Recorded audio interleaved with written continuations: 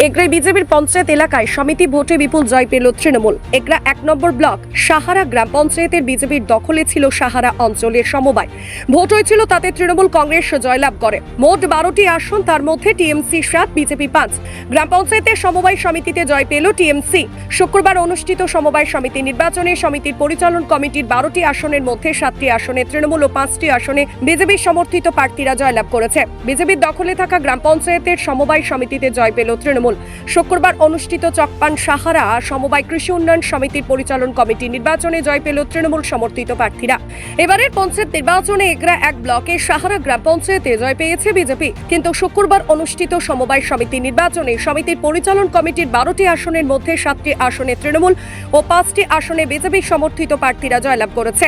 সমিতির নাম চকপান সাহারা সমবায় কৃষি উন্নয়ন সমিতির মোট ভোটার 770 জন, আর পোল হয়েছে 689টি। এদিনের জয় প্রসঙ্গে এগরার বিধায়ক তরুণ মাইতি বলেন যে 4টি বুথ নিয়ে এই সমবায় সমিতি, সেই সব বুথে পঞ্চায়েত নির্বাচনে বিজেপি জয়লাভ করেছিল। সে কারণে এই লড়াইটা আমাদের কাছে কঠিন ছিল, তবু মানুষ আমাদের সঙ্গে আছে, এই জয় তার প্রমাণ। যদিও এই সমবায় জয় নিয়ে বিজেপির কোনো প্রতিক্রিয়া পাওয়া যায়নি। চকপান সাহারা কৃষি উন্নয়ন সমিতির ডাইরেক্টর নির্বাচনে আজকে তৃণমূল কংগ্রেসের 12 জনের মধ্যে 7 জন জয়লাভ করলেন এবং তারা ডাইরেক্টর পদে নির্বাচিত হলেন। আমরা এই অঞ্চলটা বিজেপি দখল করেছিল এবং যে 3টি 4টি বুথের ওপরে এই সমবায় সমিতিটা অবস্থিত, সাহারা 1 নম্বর 2 নম্বর বুথ, আলিপুর এবং খাদিকুল বারান্ডিয়া, খাদিকুলের একটা পার্ট, এই 4টি বুথের ওপরে মূলত এই সমিতিটা নির্ভর করে থাকে এবং এখানকার এই ভোটাররা ভোট দেন।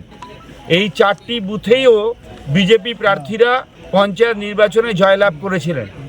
এমনকি খাদিকুল গ্রাম সংসদের যে অংশটি বারান্ডিয়া এই সমিতির অধীনে আছে, সেই খাদিকুলেও আমরা জিততে পেরেছিলাম না পঞ্চায়েত নির্বাচনে। সেখান থেকেই জিতে এখানে প্রধান নির্বাচিত হয়েছেন।